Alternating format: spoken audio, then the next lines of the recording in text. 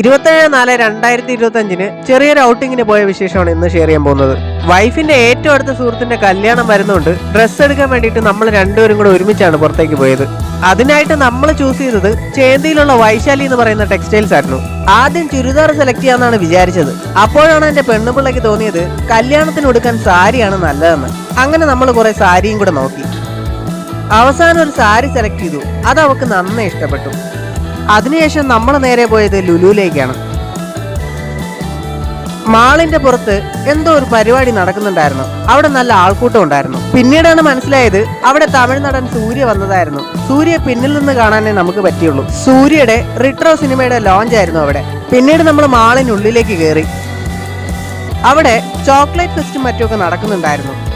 അതുപോലെ തന്നെ പുസ്തകങ്ങളെ സ്നേഹിക്കുന്നവർക്ക് റീഡേഴ്സ് ഫെസ്റ്റും ഉണ്ടായിരുന്നു. നമ്മൾ നേരെ ഹൈപ്പർ മാർക്കറ്റിനുള്ളിലേക്ക് പോയി.